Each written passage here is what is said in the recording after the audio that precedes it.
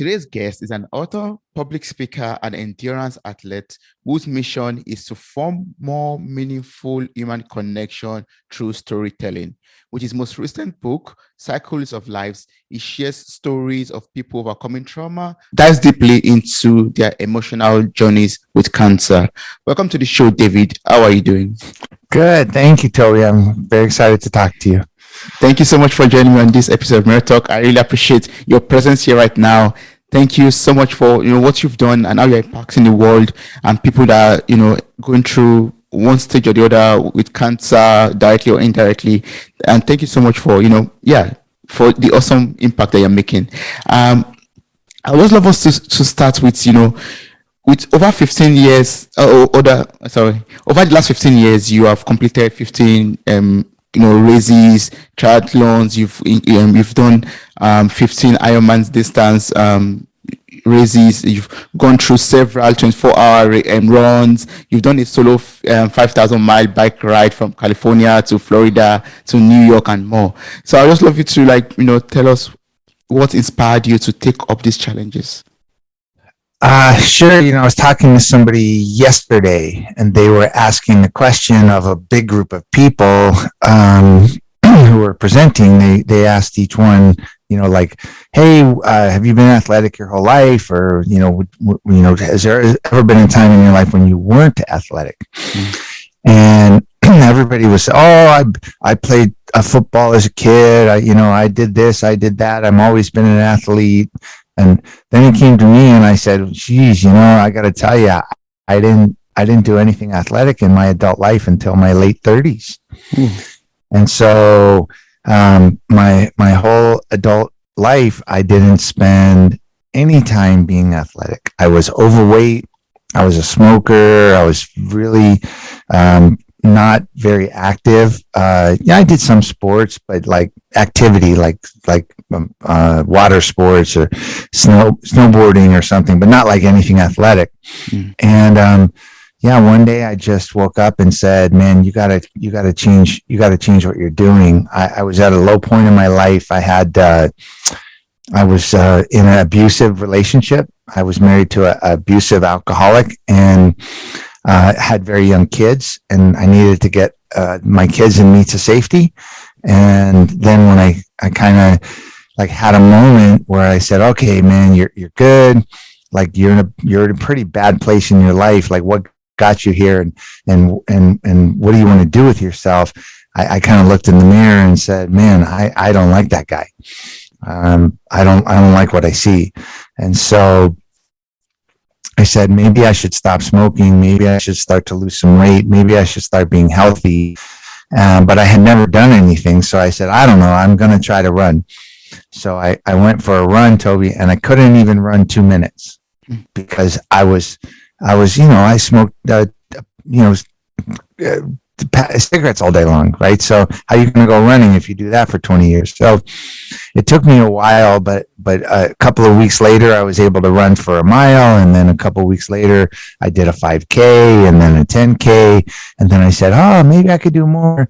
And then I did a half marathon and then a marathon. And I go, maybe I should try a triathlon. And maybe I should try an Ironman. And then I said, if you can do that, maybe you should go run 50 miles.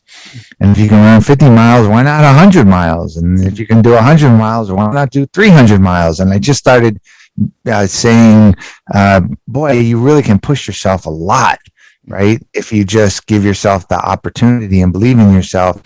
And learn how to do that. So I did. I learned how to do it, and I just became a little bit addicted to finding out what I was capable of doing athletically, and it helped me obviously way more than just athletically. It helped me with my emotions, helped me with my mental stability and well-being. So it permeated a lot of areas of my life. Yeah, I'm so grateful that you mentioned that time of your life when you were overweight and you were a smoker back then. But also I was reading about you that back then you had to learn how to shift your focus from what others wanted out of you to what you wanted out of life. So I would love you to just share with us how you were able to shift your focus from that from what the world wants from you to what you want out of life. Yeah, so it's kind of a little complicated, like, and I don't want to bore the audience with too long of an answer, but I kind of came to this realization through a conversation with a friend. Like, I had a conversation with a friend that came to me at exactly the right time. And sometimes, like, oh, you hear something and you're like, man, I needed to hear that right then. Right. Like somebody tells you something and you go, oh my gosh, that's like the perfect thing I need to hear right then. Yeah. Well, I had lived my life kind of like the way I expected other people wanted me to be. So I was a student because I thought it'd make my teacher happy, and I did things at work because I thought it would make my boss happy, and I didn't actually care about what I thought about me. I cared more about what others thought about me, and I think that's very common for people, that we want to please other people, or we want to solve problems, or we want to get ahead, and we go, oh, maybe I should do this, or maybe I should do that, and so when I found myself at that period where I said I had to look in the mirror and I didn't like what I saw, I didn't even know who I was. And right then I had a conversation with a friend of mine, and he had heard me complaining over the few years about my ex-wife, the situation I was in, how come she's so mean, and how come work so hard, and blah, blah, blah, blah, blah. And he said to me, he goes, I got to tell you, you're the problem. It's not them. You're the problem. And I went, huh? I go, I'm a good guy. I work hard. I'm doing the right thing. He goes, that doesn't mean anything. He said, everything in your life is like a dog that's a rabid dog that wants to bite you. And you go pet it and you think it's not going to bite you. I go, why don't you stop going after problems? Why don't you stop trying to pet dogs that are going to bite you? Why don't you start fixing your own problems? Why don't you not keep trying to fix other people's problems? And so I thought about that, and I said, hey, I've never really focused on me. And I've always focused on the other person, or what I thought the other person wanted, or what I thought the other person would think about me, rather than what I thought about me, which is a very different way of looking at things. So I guess the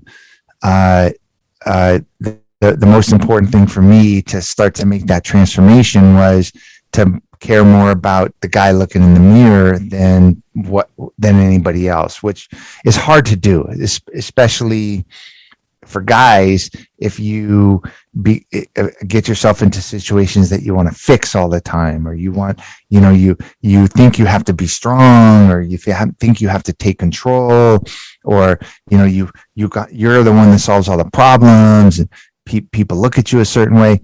Well, no, none of that really matters. Like what matters more is are you doing it for yourself? And I had never done really anything with my own motivation in mind. And so I kind of turned the focus on me inward and tried to fix my problems and do what I wanted to do. I know it's a long answer, but rather than thinking about what other people thought of me, of me. And that was the start of it. Yeah, it's like putting yourself first in every situation, considering yourself also, like when taking decisions or making decisions. Yeah, and I mean, it's not very black and white. It's not like, oh, I never thought about myself, but I know I put more. Like, if we were having a conversation, I would care more about what you thought about me than the way I wanted to be. Do you know? And I think that's normal, right? We go into a work situation, and some people maybe go in and go, I want to do a really good job. And some people go in and say, I really want to do a good job because I think that's what the boss wants. Or I think it's going to make me look good to my peers. Or I think I have to because I'm afraid to lose my job. And but instead of just saying, no, I'm going in there because what I want to do is a really good job. It's a very different mindset. And I never had the comfort or the safety of caring what I thought about me as much as what I thought other people thought about me. Yeah, Ah, I understand that. Yes. So I would love to also talk about your book, Cycle of Lives. Mhm. In your book, you use it to create awareness and to raise funds for cancer research and care. That's so wonderful. And in your book, you share 15 people's story. Mhm. So I just love you to you know take us behind the curtains and tell us and share the story behind the book. What was the motivation for you to pick Mhm. 15 people story to write about? What brought up the idea in 2007, and what's made you write it and publish it?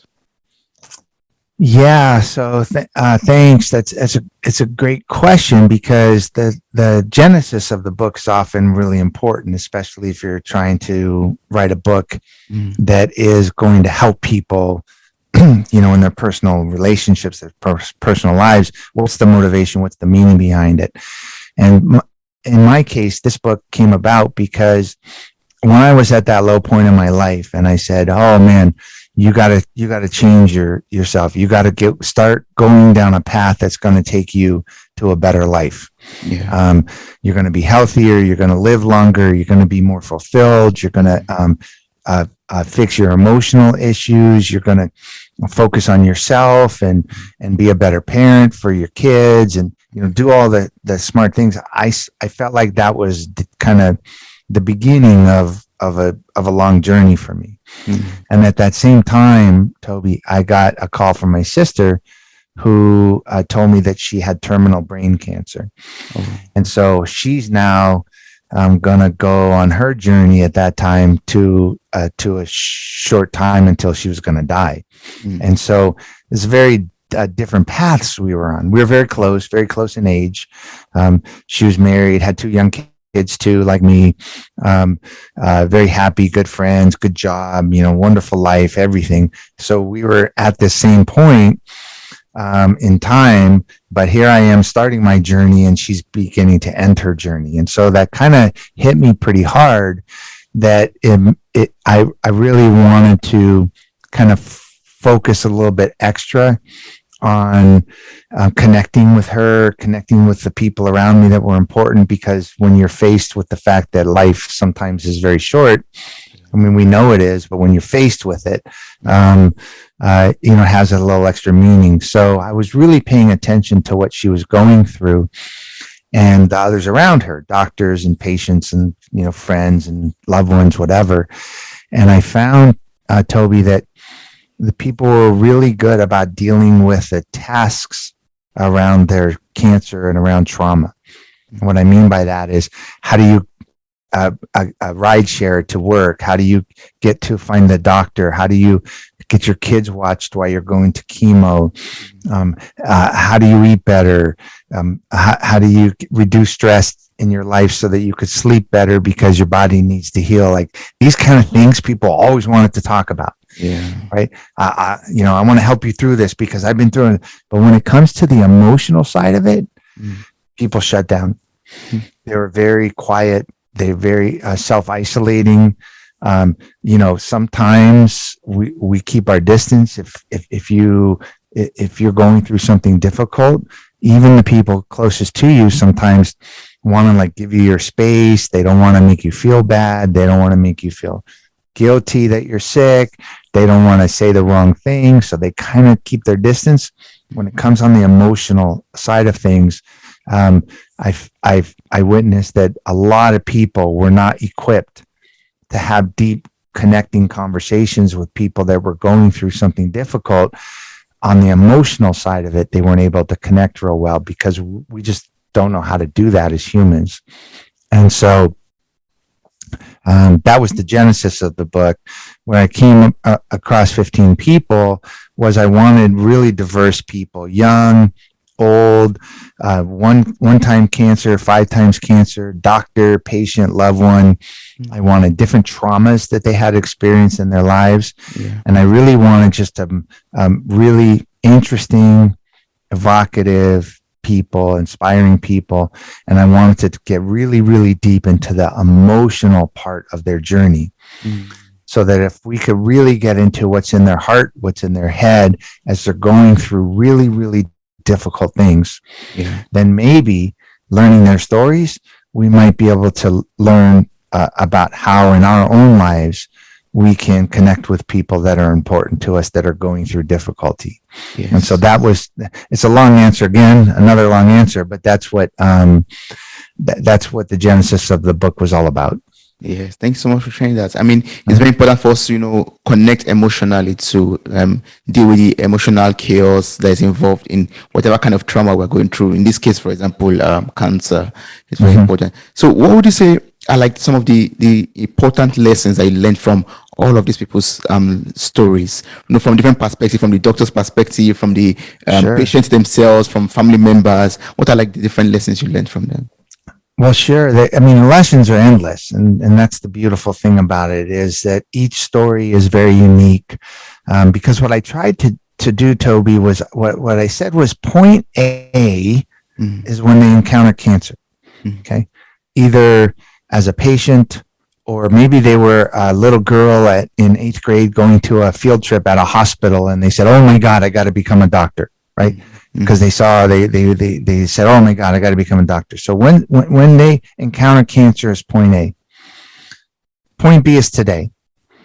So the emotional journey between A and B in relation to the other traumas in their lives that they've experienced as a young adult or as a child. Traumas such as the suicide of a parent, or drug addiction, or being abandoned, or making bad choices in life, or being in an abusive relationship, or whatever.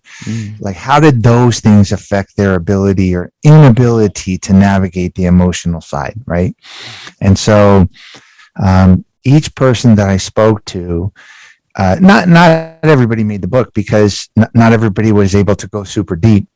But everybody that or I wasn't able to go super deep with them, but everybody that made the book, we went very, very, very deep into the real heart of the emotional journeys that they had gone through in life. And the reason that I wanted to write their stories from that perspective, it's not about cancer. It's not about the sickness. It's not about that kind of stuff. It's about the emotional journey that they took, and how they were able to, or more times how they were not able to, form deep connections around with people.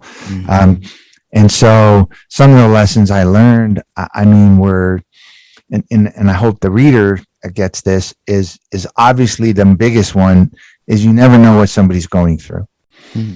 And that's something that's very important to remember. You when the doctor comes in, and maybe the doctor isn't as friendly as you were thinking, and you're wondering why the doctor's not giving you his full attention or her full attention at that moment. Well, maybe the doctor just told 3 different patients early in the day that they're going to die. And maybe those patients were close to them, and they cared about them personally, and they're so horribly sad over having delivered that news that they're distracted, or maybe they're just feeling the weight of it, right? And so maybe sometimes it's important for us to ask the doctor, how are they doing? Because it might give them a safe space to open up to us, right? And form a deeper connection. There's one story in the book where the guy's super macho. He gets cancer when he's young, and he won't let anybody help him. And I'm fine. I don't need any help. Right? He's a man. He's very macho. Leave me alone. I don't need anything. I'm fine. This is no big deal. Right? Well, really, no. What we don't know about until he tells us through this story is that when he was being wheeled in for surgery to remove this big grapefruit-sized a tumor from his stomach, his girlfriend looked at him and said, "Hey man, this is too much for me. I'm out of here. I cannot do this with you. I'm gone." Like, as he's going in for surgery. And you go, man, he's acting all macho. He doesn't want any help because he's afraid if he asks for help, you're going to abandon him. And so it's really important to understand that we really don't know what people are going through or what they have gone through. That's one lesson I learned. Another lesson I learned is it's very lonely. It's very isolating, because sometimes when somebody's going through something difficult, Toby, and we want to give them space. We don't want to upset them. We don't want to say the wrong thing. Maybe they really need us to talk to them. Right? I learned that. The other thing I learned is not to say things like, I'm sorry. Right? Oh, your grandmother just died. Oh, I'm sorry. No, you shouldn't be sorry because you had nothing to do with it. Right? That's just a way to get out of it. Don't say you're sorry. It's not your fault. Right? Connect with them. Oh my gosh, what was your grandmother like? Like, oh, how does that make you feel? Like those kind of questions. So I don't know. I could go on and on and on because I learned about 1,000 lessons, but those are some of the bigger ones. Yeah, I mean, I'll encourage everyone out there to get the book. It's available on Amazon, and you can also get it from other platforms. It's filled with a lot of lessons, like David already said. The link and information will be available in the show notes of this episode. So I encourage everyone to just click on the link, copy the links, and get the book, and learn awesome lessons, more than what David has shared now with us. Yeah, it's hard to share all of them, but the good thing is, one is the stories are each individual story, so it's not one big long book, right? Second thing is, so it's easy to read. Second thing is, even though it involves cancer and trauma and whatever, almost every story is very uplifting in a way, very optimistic, very forward thinking, because it's shocking how positive people are, even in the face of really difficult things. So even though some of the stories are very moving, they're very uplifting and optimistic and very heartwarming stories as well. Another thing that's important is each one of the people in the book that I spoke to had a charity that they thought was important to them during their cancer journey, or as a doctor, the cancer center they work for or something. And so 100% of proceeds from the book are being donated to the cancer focused charities that were chosen by the book participants. So it's also not just a good read. Hopefully you'll think that, and it won't just give you some tools to better connect with people in your lives, but it also raises a little money for cancer research. Yes, that's true. I love that fact, actually, creating kind of a way to learn more, and also provide for the research and for the, care of people that are having cancer currently. Yeah. Yes. Thank you so much for creating that avenue for people. Yeah, for sure. Yeah. So, I'd just love to know, like, all these stories are unique, but are there like some common things that cut across each story? Like, are there like some common patterns that one could detect while reading the different unique stories? Yeah, I mean, we talked a little bit about like this kind of like isolation. That's one of the common themes is because when you say something like, you never know what people have gone through, right? You never know what they're going through. Everybody understands that because everybody's going through something, and we might not bring that to our closest friends and relatives even sometimes, because we don't want to bring them down, or we don't want to like burden them with our problems, or we think, oh, they're probably going through something much harder than us. I don't want to make my problem a big deal or something. So we often don't talk about the problems that we have, the traumas that we're experiencing, the difficulties, for a lot of reasons. And I think that that's very isolating. And so also sometimes when we reach out, some people are not equipped to handle the heavy issue we're dealing with. So maybe even not on purpose, but they kind of keep a distance from us, right? Like how many people know somebody that's going through something difficult, and you're kind of a little afraid to call them because you don't know what to say.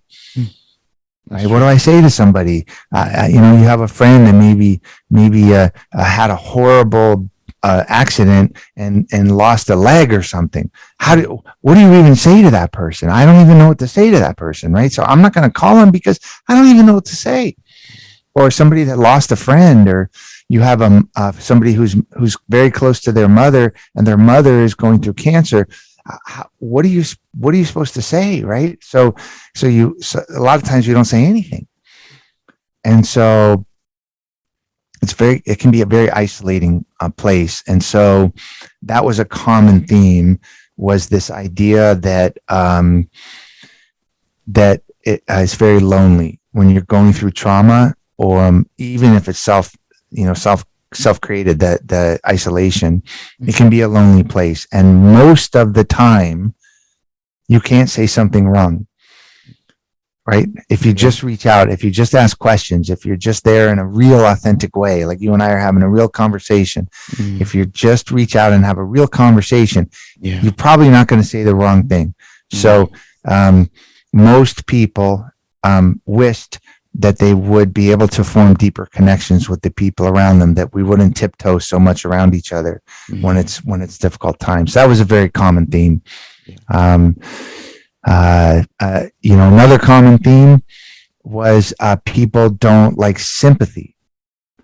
Why? So they don't want you to look at them and go, oh, gosh, it must be so hard.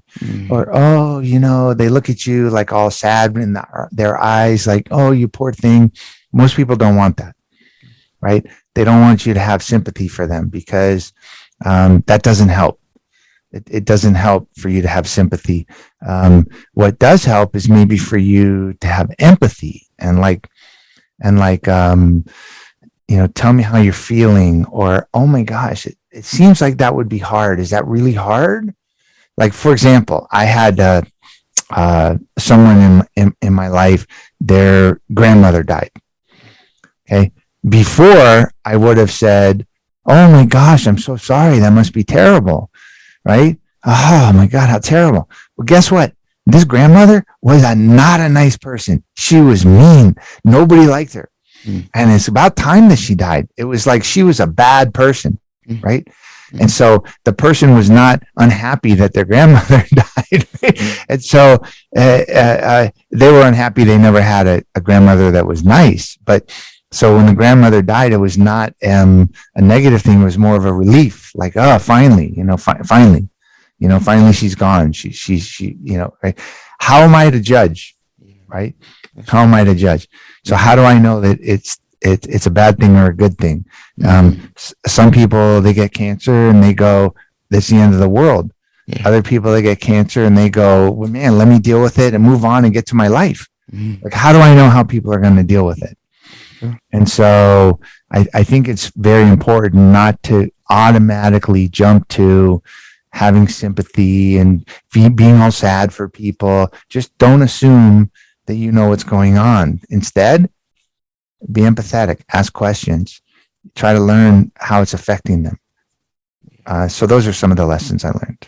Thanks so much for sharing that. Those are very important lessons to learn and to use while being with people that are going through different things in life also. Yes.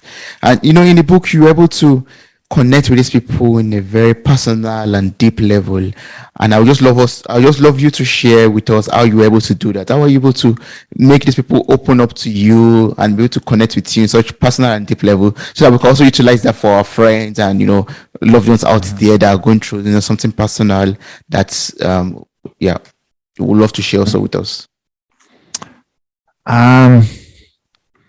Good question. And I wasn't able to connect with everyone because some people just were not in a place to be able to go where we needed to go and to get as deep as we needed to get. And sometimes I wasn't able to ask the right questions in the right way to get them to open up. But with the people that did open up, I kind of have this belief, Toby, that people are really just inside. They're kind of like hurt little kids over the bad things that happened to them. Who doesn't remember things from their childhood that really touch them deep right now, or their young adulthood, the difficulties they had, the joys they had, the positive, the negative things that were very big things in their childhood. And we kind of carry those things around. And I think when we're getting to the point of being able to talk about it, if we can give people a very safe space to talk about it. So in other words, I'm not going to judge you. I'm not going to give you an answer to try to solve your problem. I'm not going to tell you, to put it into perspective. Well, at least this happened, or at least that didn't happen. So no judging, no solving problems, no anything, just a safe space. Listen, ask good questions, be present, be authentic. And so sometimes I would be interviewing somebody on the phone, Toby, and my wife would walk by. And then after I hung up and was done, because I interviewed these people for a couple of years, right? So I mean, we went deep. Yeah.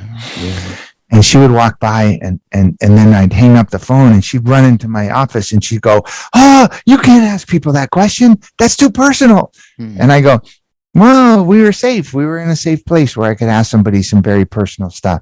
And then the other person bought into and believed in the goal of the book.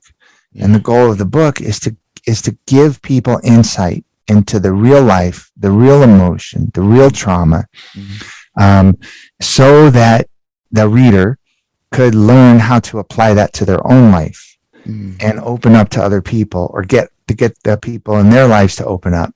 And so the people that I was able to go deep with, they believed in our mission. I gave them a safe space to talk.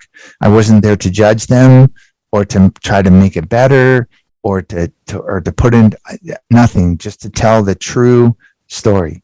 And so when people feel safe and there's good intention and you're being authentic, you can really go deep with people. And that's what we did. It took some time because people open up a little bit more, like that onion, you peel away a little bit. Yeah. But I think it's creating a safe space is the most important thing. Yeah, that's good. I love that. I'm trying to create a safe space for people to open up to you, as in a space where they don't feel judged, and they feel comfortable to open.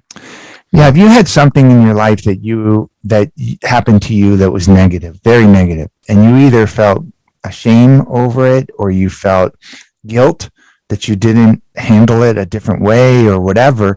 It's very hard to think you're not going to be judged. That's true. And I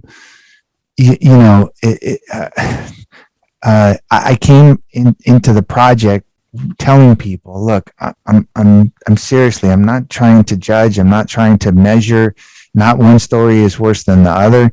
Like, you tell me, is having cancer worse than being fearful of cancer? I don't know. Having cancer for some people is no big deal. Being afraid of getting cancer for some people is the biggest deal ever. Yeah. So how am I to judge which one's the worst? What I want to know is what's the reason that you're dealing with this in an emotional way? What are the things that make you do that? Why do you have the strength to fight it? Yeah. Or why are you so depressed about it? And what can we learn from that? Like, what can we learn from that? Yes. Not make it better, not judge it, whatever, because it's people have gone through really hard things, and it's very hard to talk about these kind of traumatic things. So if we can learn from other people's experiences, I really think we can apply it to our own lives. Yeah, I believe so too.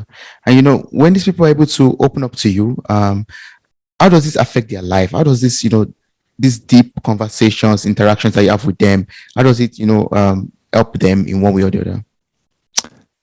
Well, another good question. Appreciate that.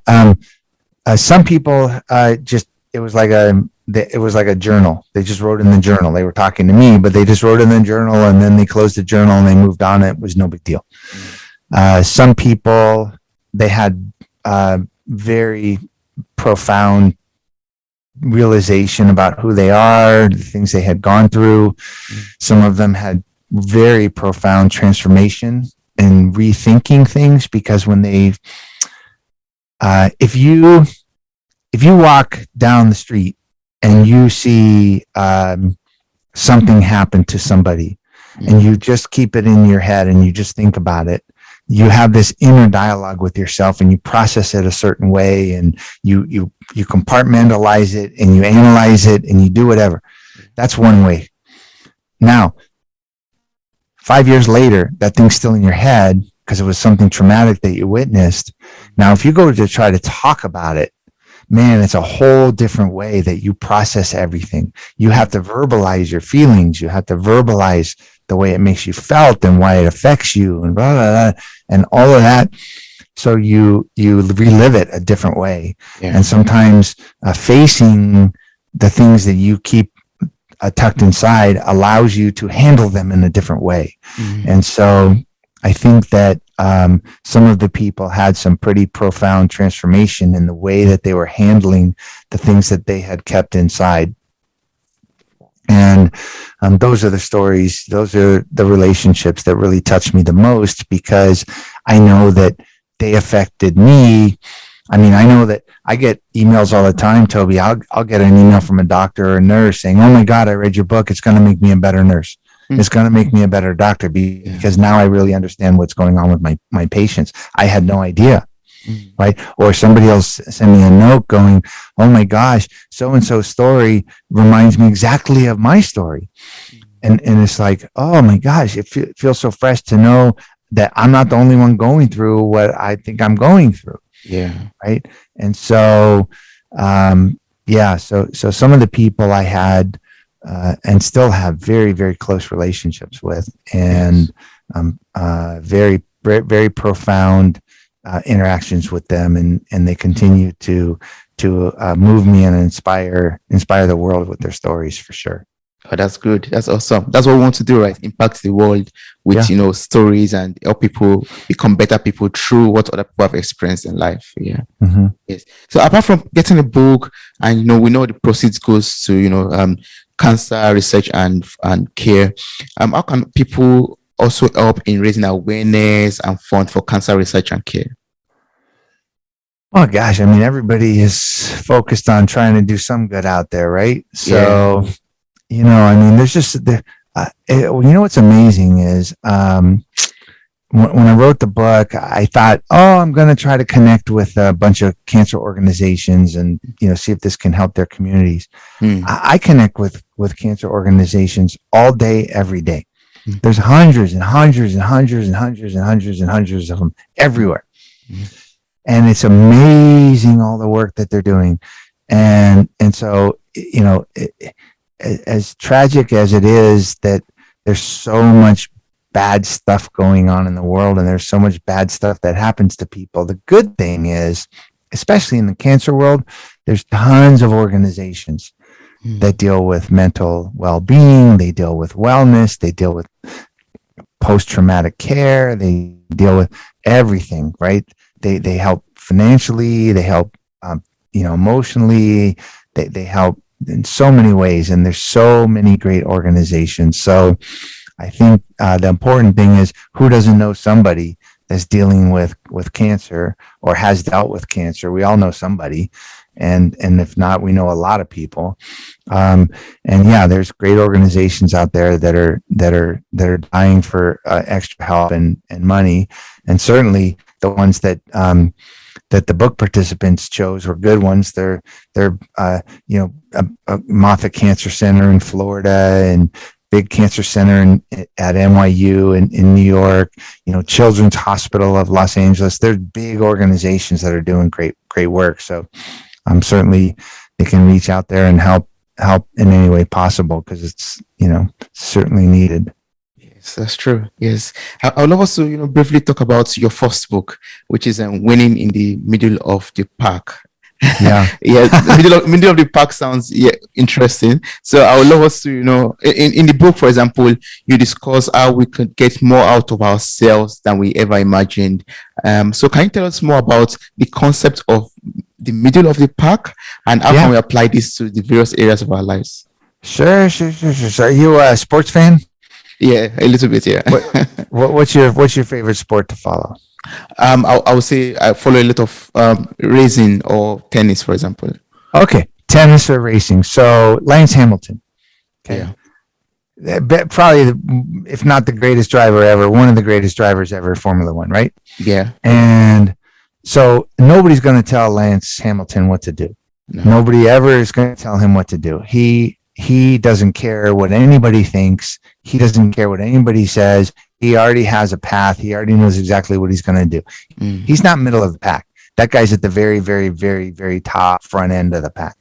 I can be inspired by him, or I can maybe try to emulate him, or in tennis, Venus Williams. Yeah. I could maybe try to emulate Venus Williams, and maybe be inspired.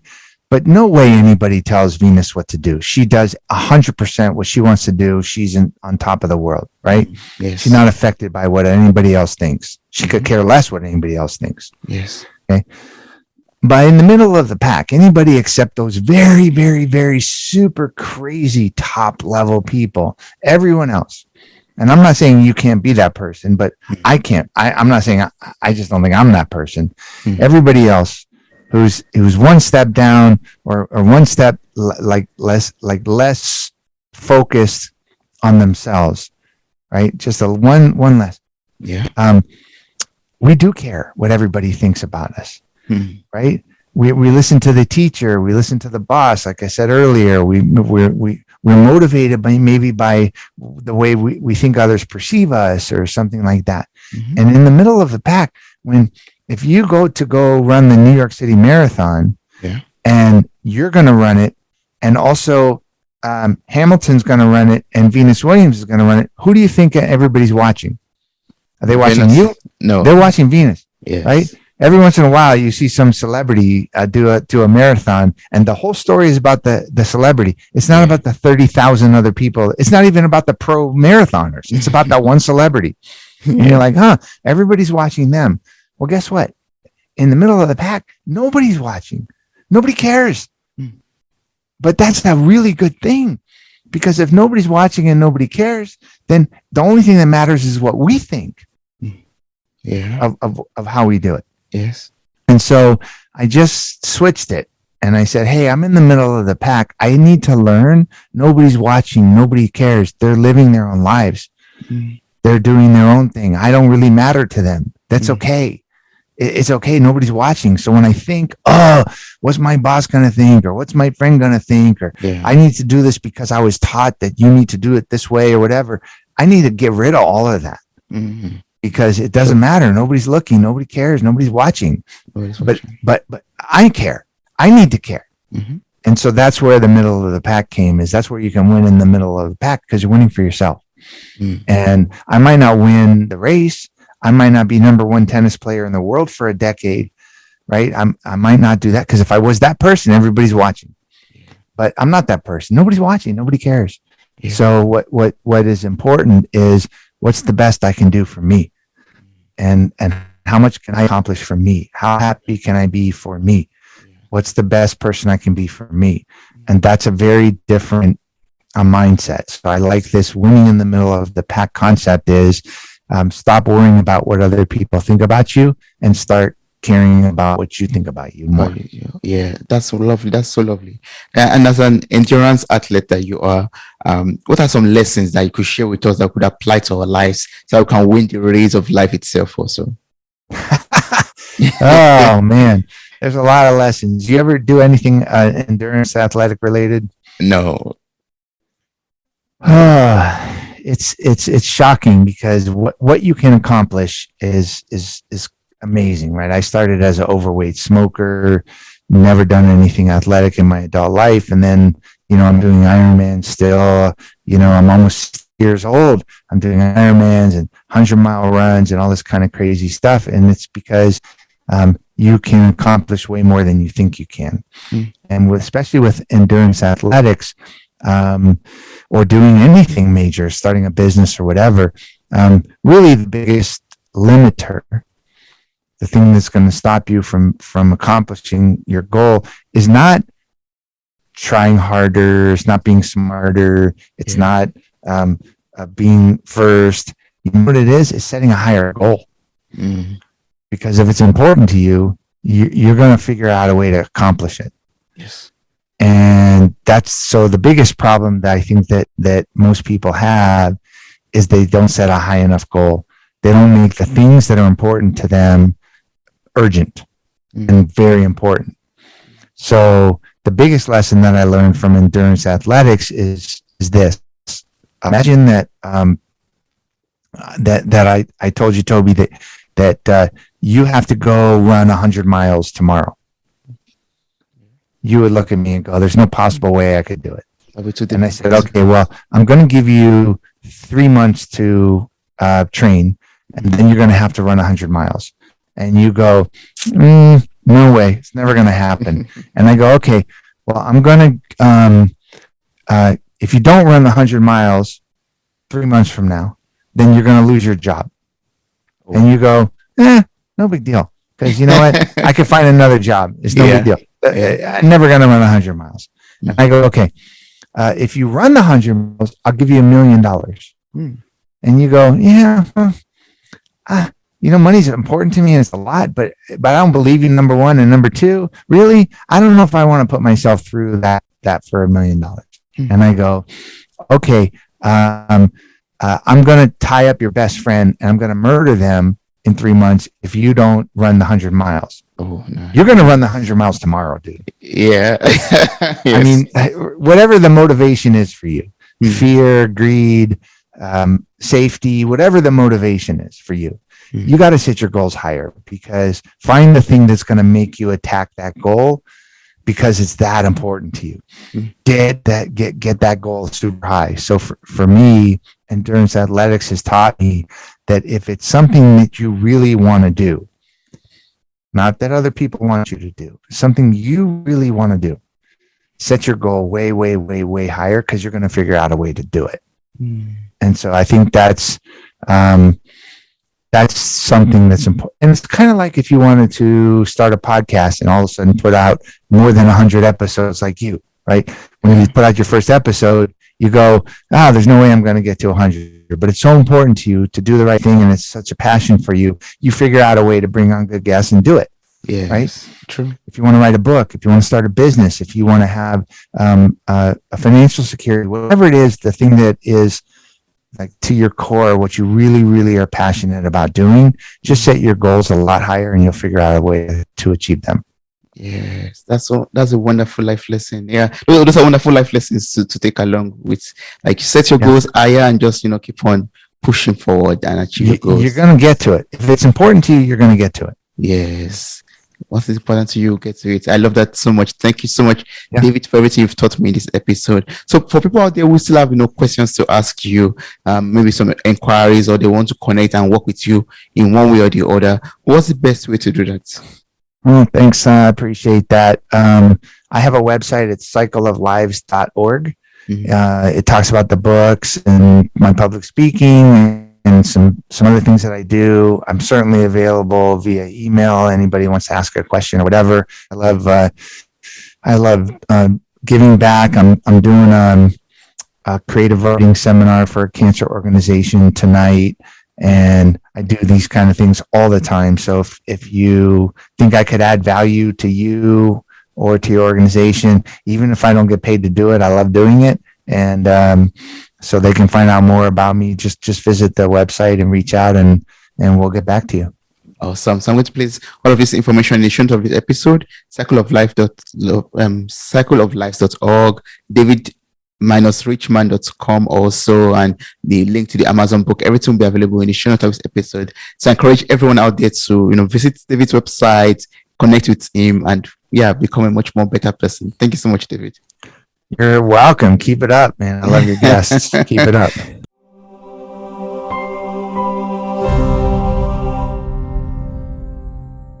Hey there, podcast enthusiasts. Are you ready to add a little sparkle to your day? If you're loving the insightful conversations and captivating stories on Mirror Talk Podcast, here's a friendly nudge to hit that subscribe button. By subscribing, you'll never miss out on the empowering messages and thought-provoking discussions we bring to your ears. But wait, there's more. We're all about spreading positivity and inspiration, and you can be a part of it too. How? By sharing the love with your friends and family. Share this episode with your loved ones, and let's create a ripple effect of empowerment and growth together. And hey, if you've been enjoying what you hear, why not take a moment to leave us a glowing 5-star review? Your feedback fuels our passion to keep delivering content that resonates with you. So hit that subscribe button, share the love, and leave us a review. Let's keep the conversation going and spread the Mirror Talk magic far and wide. Thanks for tuning in, and remember, your support means the world to us.